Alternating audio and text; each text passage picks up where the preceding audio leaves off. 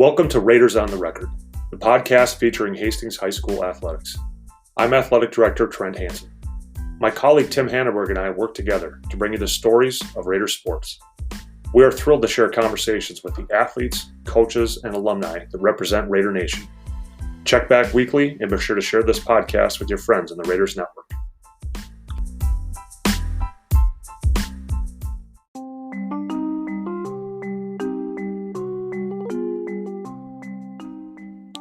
Elliot Wilcox is a 2010 Raider graduate. During high school, he was a member of the swim and dive team, where he was a 6-time varsity letter winner and a 6-time all-conference recipient. Elliot was also a 6-time state qualifier in a variety of relays or individual swimming events, and during his senior year, racked up accomplishments such as All-State, All-American, and set the school record in the 50 free. After high school, he attended UND, where he won Freshman Swimmer of the Year and still holds top 10 times in multiple events.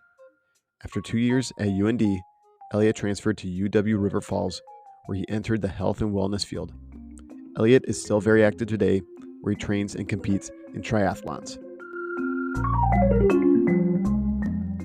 Here we are with Elliot Wilcox. Elliot, we always start at the beginning of someone's life, so let's hear about you growing up. Were you always from Hastings, or did you guys eventually move to Hastings? Brothers, sisters? Let's hear about your mom and dad as well. So I'm the baby of 5, so kind of a big family. My mom swam back when she was in high school, and she was also from Hastings, so the term we use is a townie. And so I'm technically a townie since I still live in Hastings. So that's kind of what launched that swimming career, or that kind of athletic path. And then, but first, my sister actually swam, and so growing up as a person, the older sibling, you're always at their events. And so when I became of age, Elliot can swim now, and so I kind of got launched into that sport, just because my sister did it, and so that's where how I got into swimming, through my family and spouses. Perfect.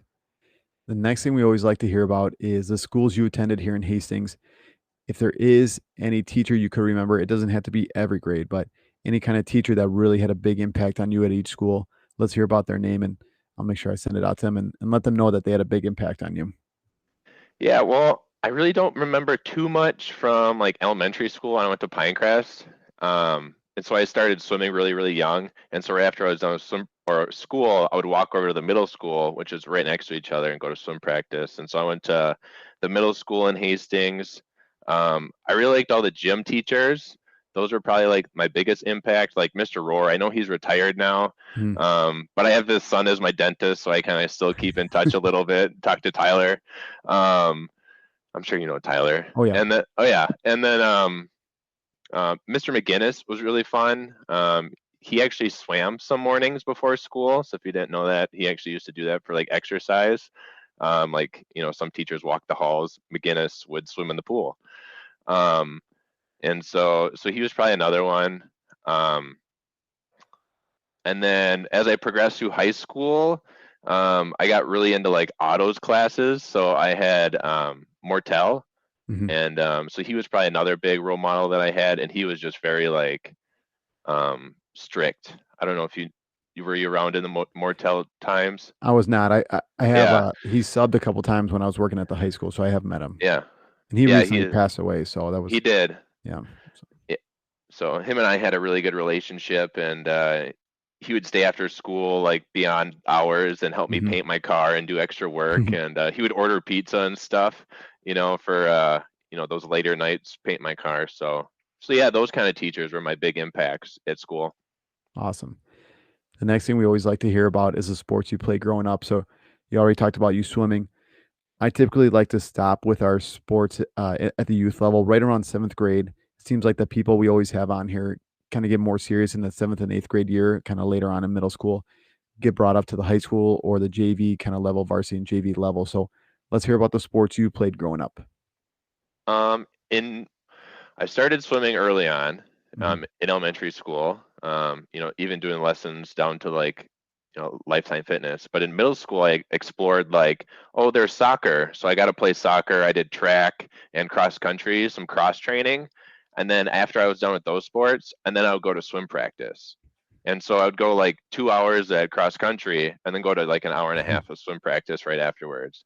And so those are some rough years, but I really got to like meet some new friends. And so swimming's not like a huge sport of like a lot of people do it. And so your friend group is really small and that's who you hang out with. And so joining those other sports, I really got to like make friends. Kind of odd saying, but Yeah, so starting in 7th grade, it always kind of makes the most sense to start in 7th grade fall, and then we'll go 7th grade winter, and then spring. If you did play a sport in each of those seasons, let's hear about that. okay. And then anything else that went along with each season. So if you start on varsity at that year, or you were on the JV, or maybe at Oh, the middle school in those early years, and yeah, then you really want to go deep, huh? let's go. We're gonna Oh, go real deep here. sure. Yeah, and then Um, and anything that goes along with those years as well. So like if you're a captain, if you were a state qualifier, state place winner, any relays that you're on, anything that goes along with the teams that did really well. So once again, like a section championship for a team, anything that goes along with each year. sure. So seventh grade, I was dedicated to swimming. So I kind of gave up that track and soccer kind of lifestyle and dedicated my career to swimming. And so I made varsity fresh that first year. I lettered. I went to state with a relay. I made all conference. I was a sprinter. And so I got a letter jacket when I was in the 7th grade. So how many 7th graders do you see with a letter jacket and a state symbol on it? Not very many. And it was like way too big for me because my parents were like, you're going to grow into that. I grew out of it at like 10th grade. But and so my career basically revolved around swimming, just because I tried that other stuff in those previous years. And then there's always that risk of injury and stuff. So I guess my starting at, you want me to go up to 12th grade or you just? Oh yeah, we'll go all the way through. Sure. Okay. And so I qualified for state all years, so all 6 years. I all conference all years, uh, all section.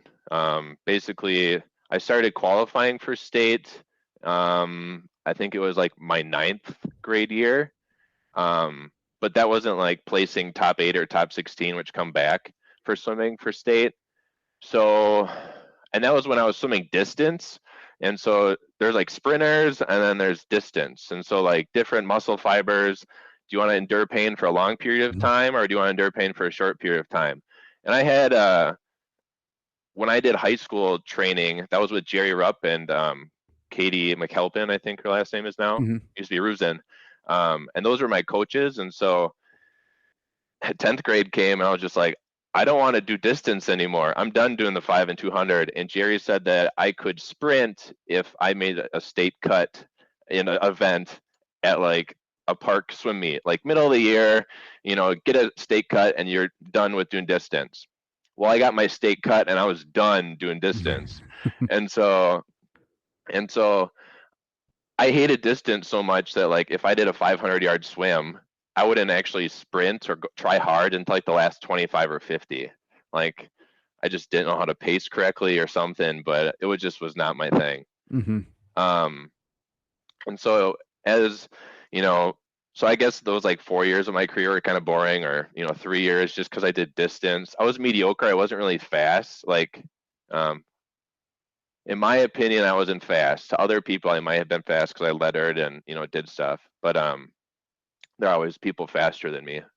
And so then I started sprinting. Junior year, I was doing like 50 free, 100 fly, and I made, I think it was top 16. So I really didn't progress or like come back or like make a statement until like junior year of high school.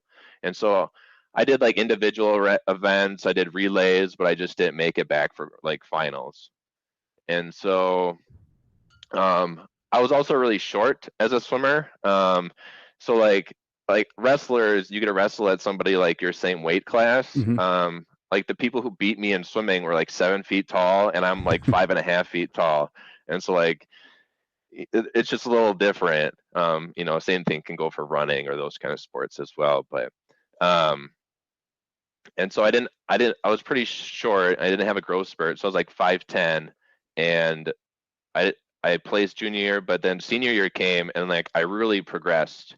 Um, I don't know if it was because I signed my national letter of intent to go to college in the fall of senior year.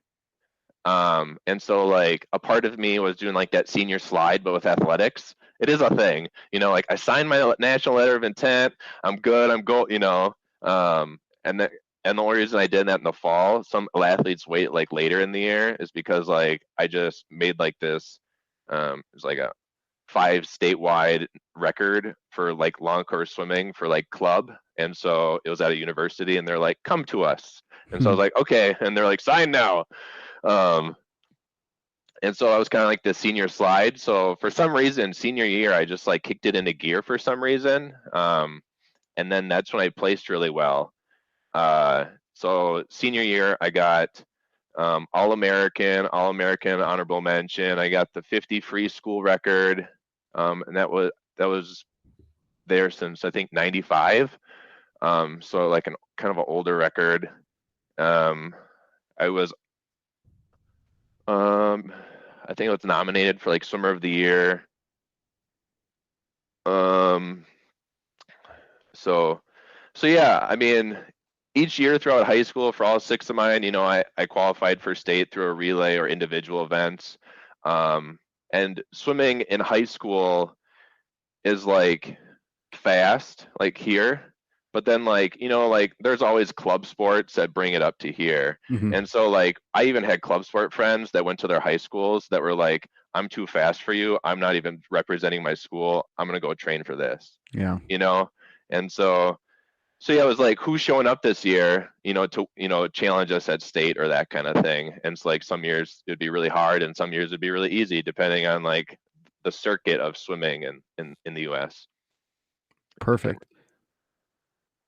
Yeah. So looking back, another question we always like asking everybody when they're looking back on their high school career is a really rewarding experience.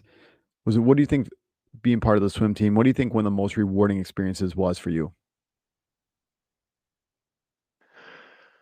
Um, I mean, so you've been to like a state meet for wrestling. Mm-hmm. When you get out on the mat, there's thousands of people in the stands. You're on that base level. It's like stadium, you know, you're just adrenaline's pumping, you're there in the moment trying to take it in.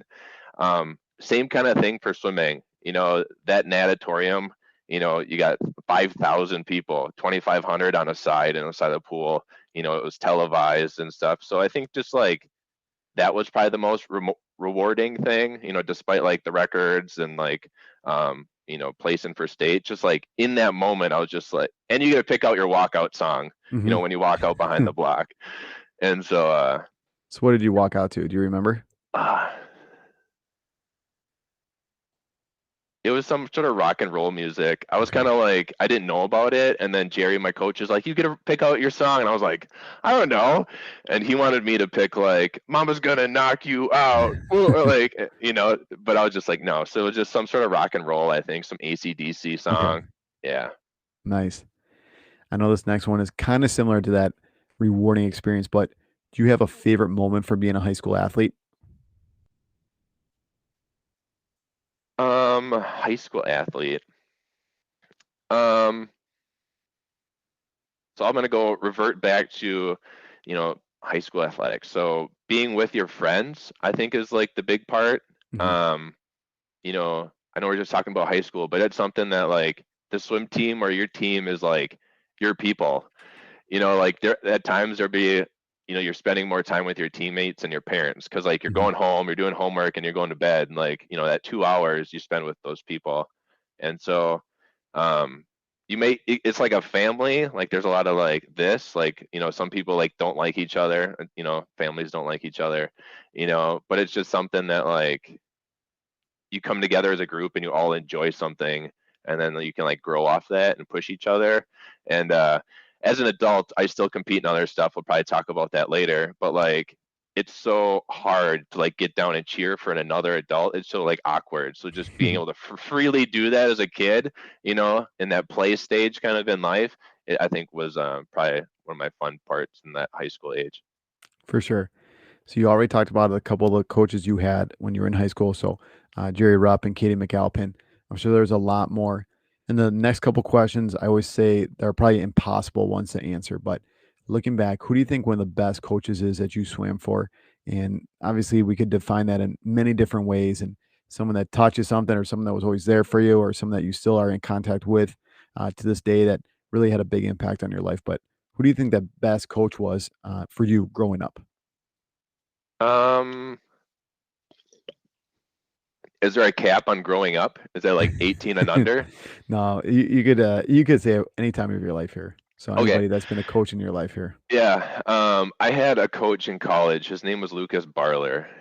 He's probably 8 years older than me.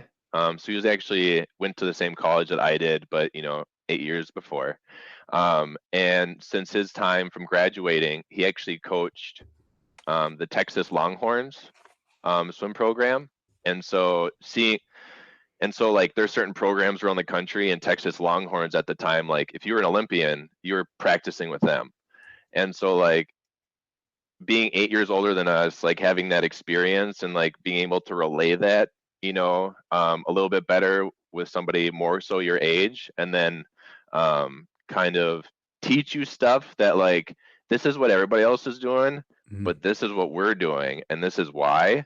And teaching you the why. And I think a lot of like coaches don't teach you the why, or they'll just say, hey, you're doing that wrong, but they don't teach you why, that Mhm. kind of thing.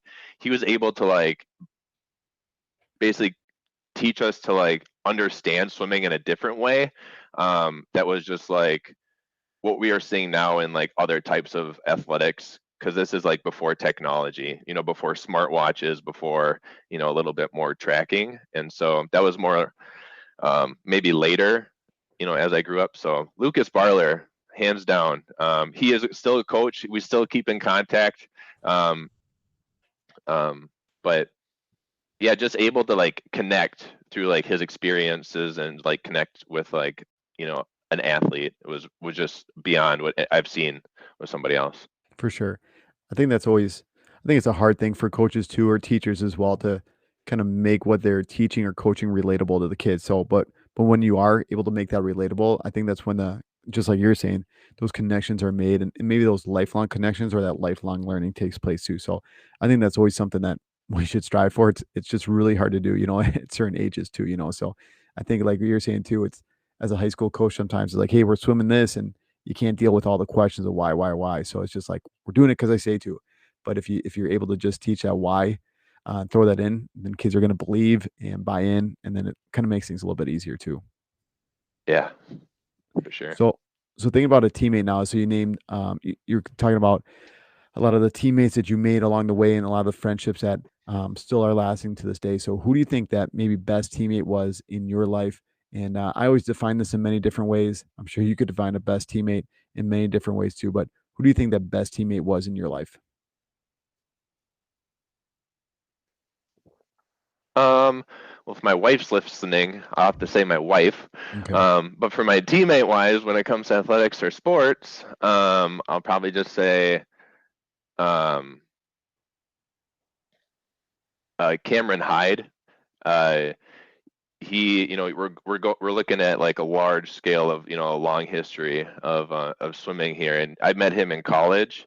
He was on the team, and swimming athletics is, you swim in high school. There's high school athletics, like they take it another notch further, and so you're always like I talked before, you're always spending time with the team, a couple hours a day. In college, it's like your life. Hmm. It's not a sport anymore, it's your life. And so Cameron Hyatt and I like really got along. We're bus partners, we did homework together and stuff like that. And so, but when you're traveling the country trying to do homework and like doing swim meets, like having that person to like talk to, in athletics is nice. Some people might have like a locker mate or something next to them. He was also mine, but it just happened to work out that way. Awesome. So you've kind of mentioned college already. Take us through what that was like. You had a great senior year, kind of you signed before your senior year, and then you had a great senior year. So walk us through what the recruiting process was like for you. What schools were you looking at? Where did you eventually land? And then we'll go through your college career as well. Yeah. Um, so when I started looking at like college athletics, basically there's like, where do I want to go and who's going to give me the most money? And so, and also it has to deal with like, do I like the team? You know, is it a good school? That kind of stuff. But basically it goes where like, where do I want to go? Where am I going to get the most money? And so I went to the U of M. I talked to the coaches. I could swim for them and be a walk-on, but I would get like enough to cover my books and maybe a little bit of lodging. So Hmm. not very much, but a very nice school to swim for. Like people that swim there do big things. And so I went to go look at. I didn't go look at Madison. I was looking at them. They weren't as fast as I liked. I like competed with them in like club regions, and um, you want to join a program that they're going to push you. You don't want to join where you're like the fastest person because like your room for growth, you get bored and it's not fun. Um, there, Chicago, there's like Carthage or whatever was trying to recruit me. Some smaller schools, but my recruiting process was very short because I signed so early. Because they can't technically start recruiting until like the start of your junior year, and so um, and so I did a recruiting trip. So I didn't research a lot of schools because I just didn't know where I wanted to go. And so the recruiting process was kind of fun.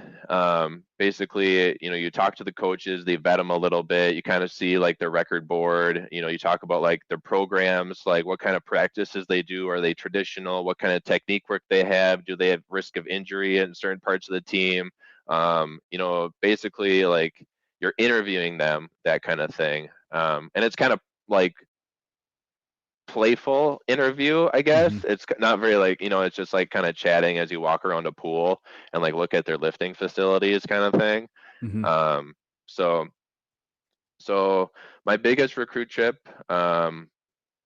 was at UND. And I landed there just because they gave me the most money for the program that they had. And I went on a recruiting trip there and I liked the team. Um, uh, can I talk about the recruiting trip in Yeah. a Oh yeah. If we usually try to keep it PG, but you could talk yeah, about anything yeah, you yeah, want yeah. here. No, yeah, no. It's fun. So you really get to meet the team. Honestly, it was kind of awkward because like life as a coach and life as an athlete is way different. Like when you're an athlete, like you're always like, you know, stuff is happening. When you're a coach, you're standing on the sidelines. Like it's Hmm. so boring, you know. Um, and so when on recruit trips, you basically are the coach, meaning that like during a 2 hour swim practice, you're watching them. Like, Hmm. what do you do? Just sit there, you know? And so it's kind of awkward. And when you show up for a recruit trip, um, I think I stayed 2 nights and you know, they hook you up with somebody on the swim team, you stay with them, they have you meet the team, you go to dinner, you go through like the cafeteria and stuff like that. And then they kind of like teach you like the layout, like the football team sits over there, the hockey team sits over there, because it's like the athlete only kind of dining facility. And then um, and then the one weekend I went, they actually had a swim meet, so I got to actually kind of see him like compete against another school, which was kind of Hmm. cool. And that was SDSU. I think they're the Coyotes or whatever, um, or USD. That's the Coyotes. Yep. SDSU is like the Jackrabbits. Yeah. Jackrabbits. Yeah. And so that was kind of cool.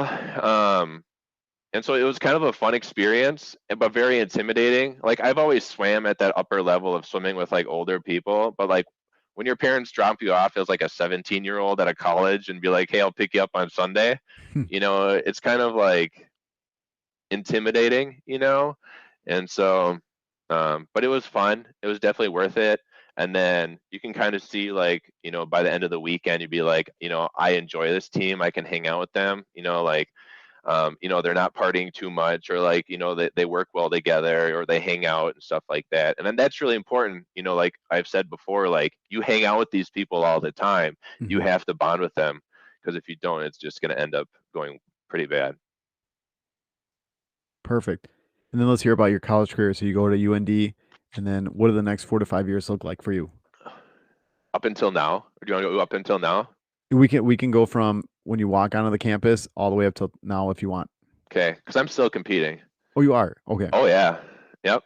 Um, never ending. So yeah, I got recruited to be a sprinter. I got like top 10 overall times in like the 50 free, 100 free, 100 fly. So like the top 10, throughout all the years, of the program. Um, I got swimmer of the year freshman year. I lettered freshman year. I lettered sophomore year. Um, and then what else?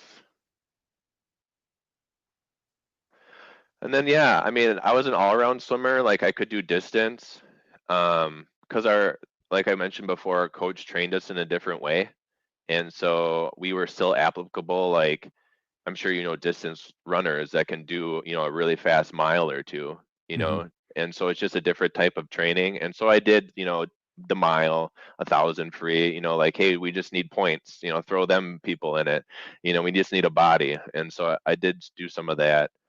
Um, and then it was really fun in college. Like I said before, people don't.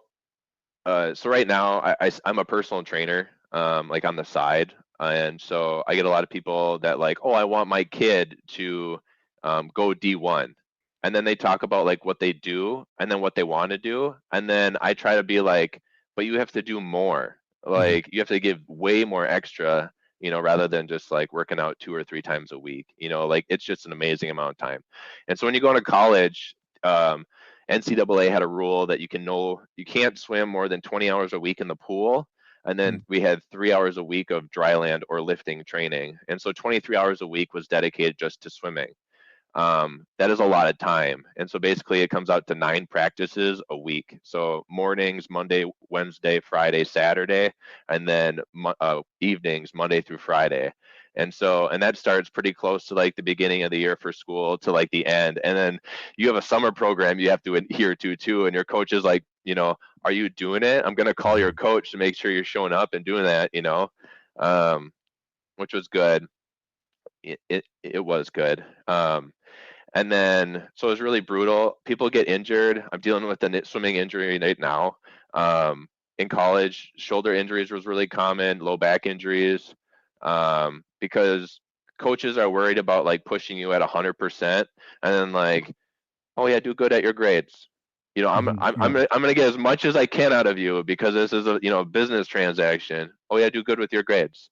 You know, and so we would have like masseuses that would come with us, like that would stretch us out, like before and after swims when we would travel, or even if we're at practice, like, oh, Elliot cramped up, hop out, go see Bob. And so it was cool to kind of have that atmosphere. You got all the free gear and stuff. Going to college, I think a lot of athletes really like that. I really don't wear all that stuff much anymore. But it was cool for like a few years. It takes up a few things in my drawer, and I made a quilt. Actually, my mom made a quilt out of some of those shirts, so they're still in use. Nice. Um, and um, so it was cool, jumping up to that different progress. Um, in college, you go on a training trip every year, and so our team went to Florida, and we just train. And since it's not technically a school week, NCAA of 20 hours a week in the pool does not apply. And so during like an average week of swimming, we would probably push like 20, 30,000 yards between like those 9 practices. And during this 9-day stretch of paradise in Florida, we were over 100,000 yards, Mhm. in 9 days. We were in the pool constantly because the NCAA rule didn't apply. So just like you're in paradise, but you're going through it. So that was my freshman and sophomore year. And then, so athletics takes its toll on a lot of people. A lot of people don't talk about it. And that's burnout. And so like I have friends that swam like one of the fastest swimmers in the country. They get to college, they're like, I'm done. And you're like, such a waste of talent. Like that talent could have cured cancer, but for swimming, you know what I mean? Hmm. And so I got to the point of like, this is really hard, and I'm here to do school and pay for school. I'm not going to be swimming the rest of my life. And I know I said I'm still swimming, so look at me talking right now. And so my degree was business at the time, and so I was starting to get into like health and wellness like wellness kind of atmosphere. Like, is swimming enough for me? And so talk about transferring. So I only swam 2 years at University of North Dakota, and then talk about transferring to a different school to look into a program, because wellness just started coming into like the scope of work in like 2010. And so like those programs are like revolutionary when it comes to like actually having a degree in it, not somebody just selling like herbs on Facebook Marketplace, or like scent stuff or whatever.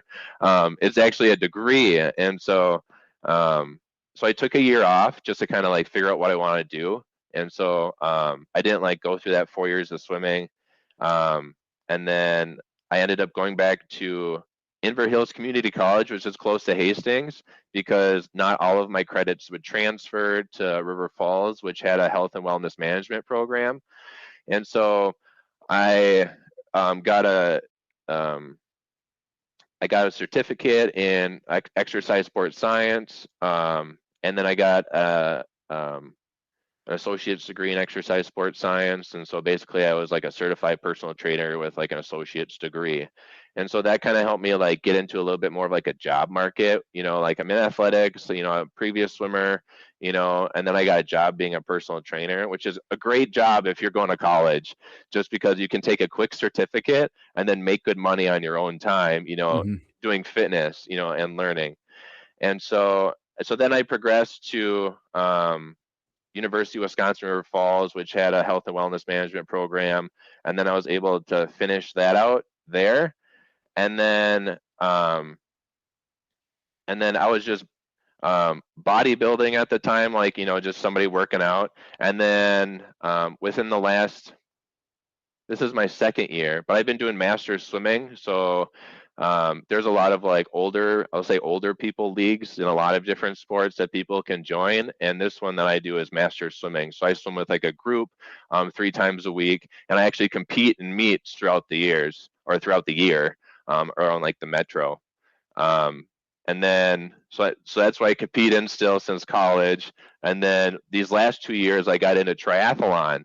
And so now I do the Olympic distance, which is like a mile swim, 25 miles on the bike, and then a 10K or 6.2 run.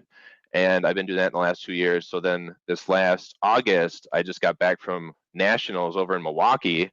And so I went from like sprinting in college and high school.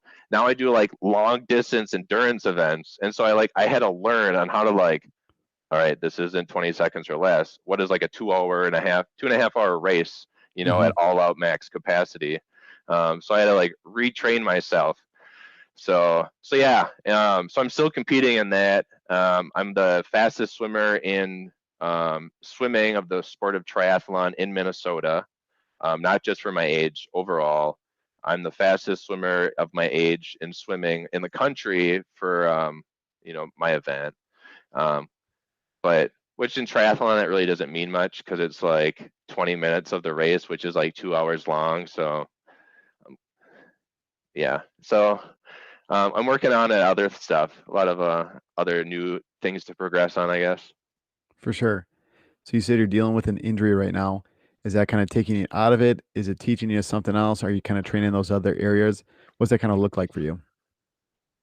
So this is gonna sound kind of weird, but sometimes it's good to have an injury. It really helps you take a step back, and like have a different goal. Because I feel like a lot of people get injured when you don't have a goal, and this is kind of the result of that.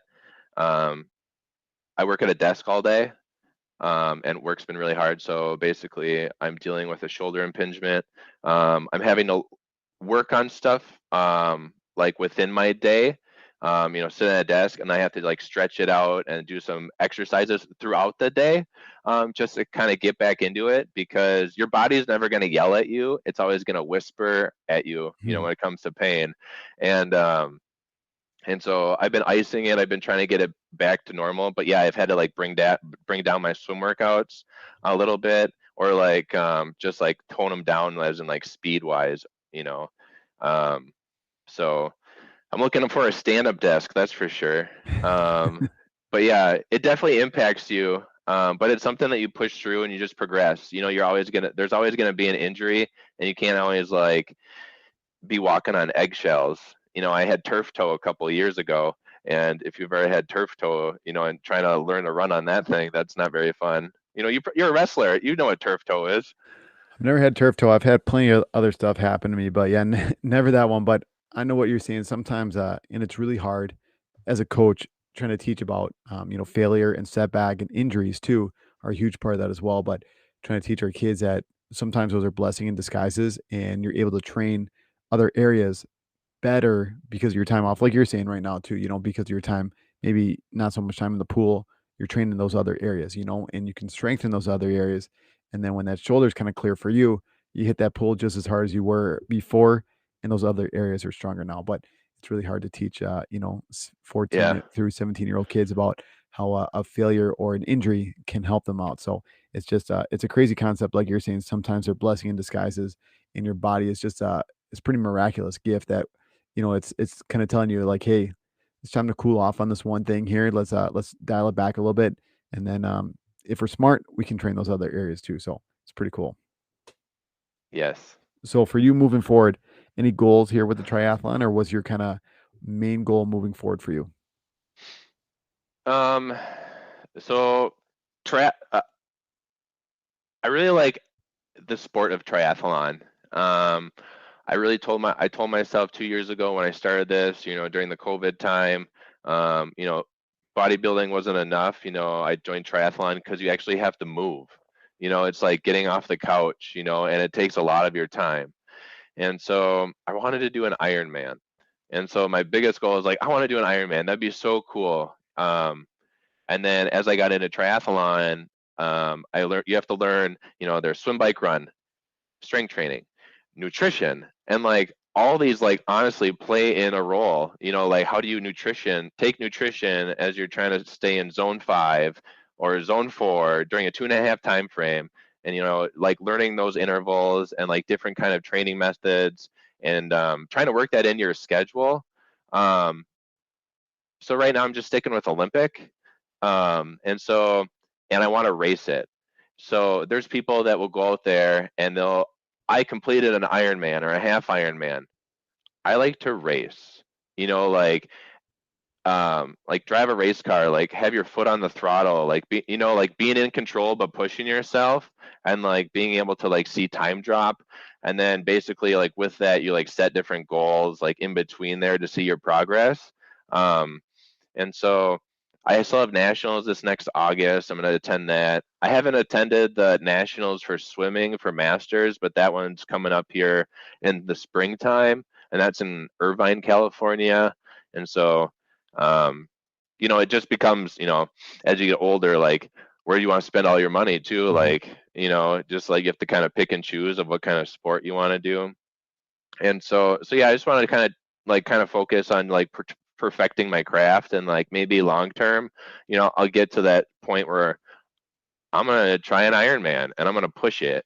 And so I just don't want to jump up too fast. And so yeah, just the year plan is, just that hitting that August. I might throw like an ultra run in there. I've done some ultra trail runs in the past. But yeah, just 1 year at a time. Sweet. Before we move on to our last couple questions, anything else to put a bow maybe on high school or college and kind of post college as well? So anything else you maybe want to add into either of those three areas? Yeah. So it's kind of been something I've been doing a lot lately. It has to do with stress. Stress. I maybe there. People cope with it differently in high school. Sometimes not good, and then in college there's different kind of stress and different kind of coping mechanisms, and as you progress in age too. And so when COVID happened, stress through the roof. And so I did a breathing certification, like a Wim Hof certification that really focused in on breath. And it is the most, swimming, freestyle, very complicated stroke. Doing wrestling stuff, that's very complicated, very technical orientated. But breathing is the most simple and overlooked thing that people just like, oh, it just happens. No, like imagine you sprinting as fast as you can. What does that breathing feel like? And can you mimic it for me right now? And so like training for like meditation purposes, like to help calm and reduce anxiety and get focus. Because in college, not my college, I had a buddy swim for Ohio State, and he said that they would just meditate in a room and just literally think about them swimming really fast to that time that they want to go. So their mind was already set to go the speed, because otherwise they didn't have to think about it. It just happened.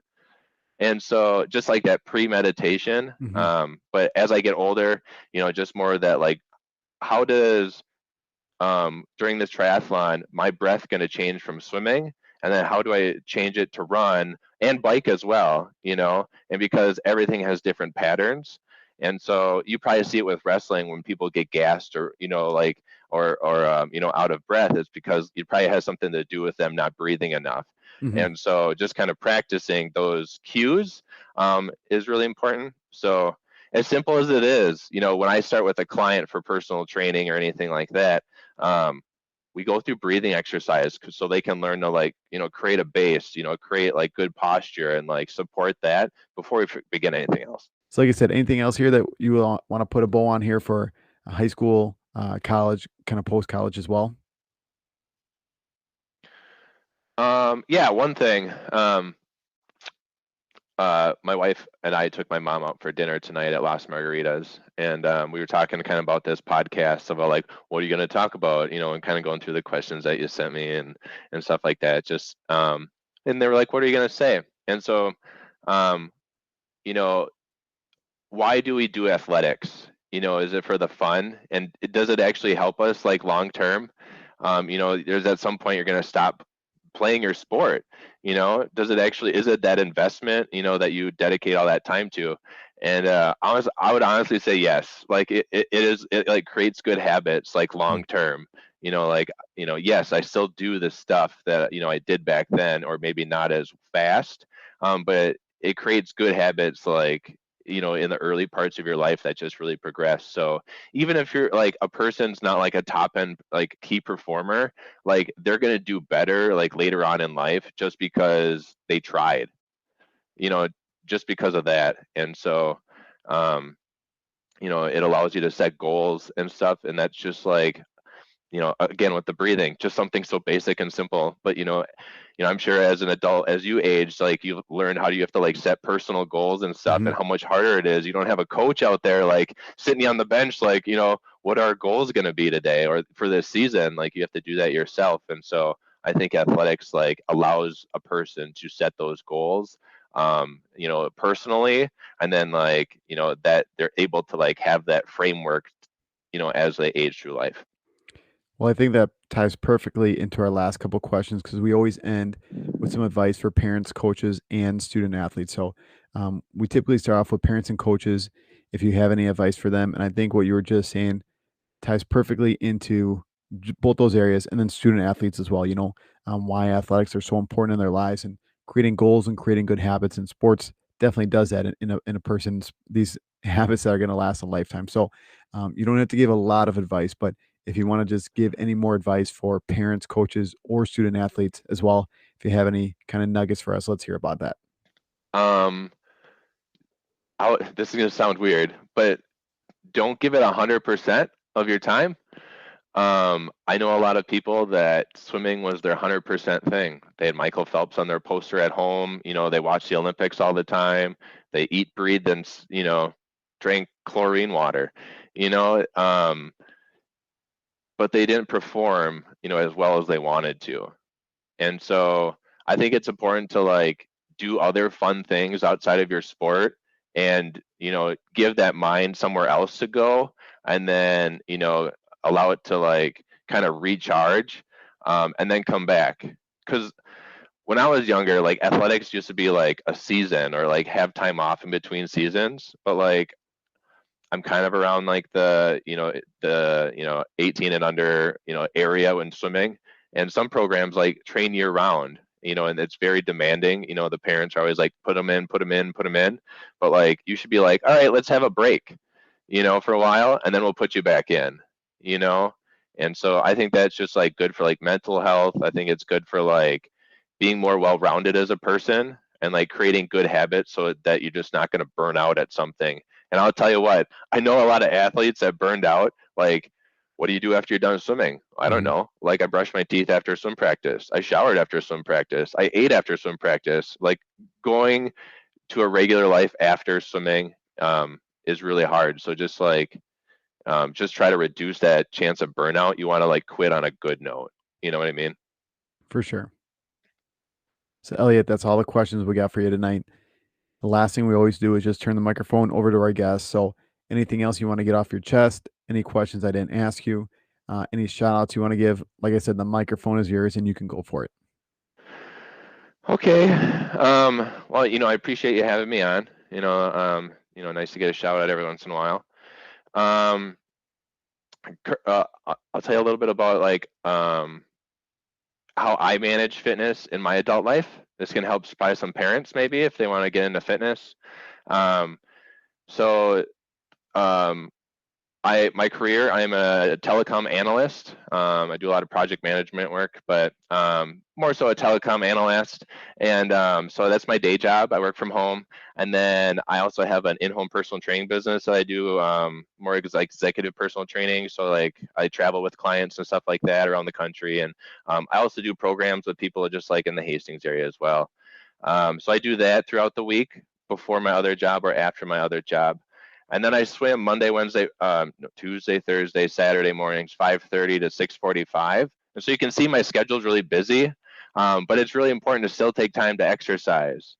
And then I also run, and it's also important to like reach out to other people to run with as well or do other things. And I run with like a guy 10 years older than me, and we just have like a conversational run for an hour every Tuesday after my swim practice. So I'll swim and then go run. And so it's important. So athletics gets more fun because like it as you progress in age because it like enhances your life, and I'm sure like how it like helps your what you do for an occupation and when you work out and like the correlation, and so that's what I do. So for my work, my job, my training, I don't know. I don't know what else. But yeah, that was like the only thing that you missed, or we didn't talk about was kind of like my daily occupation. But just like keep striving for athletics, or just like keep doing something. I have people my age in their 30s playing video games all the time. I'd rather be running around or on a bike or doing something, enhancing my life rather than doing this. So For sure. so yeah, I think that's it for me. Awesome. Thanks, Elliot. Yep.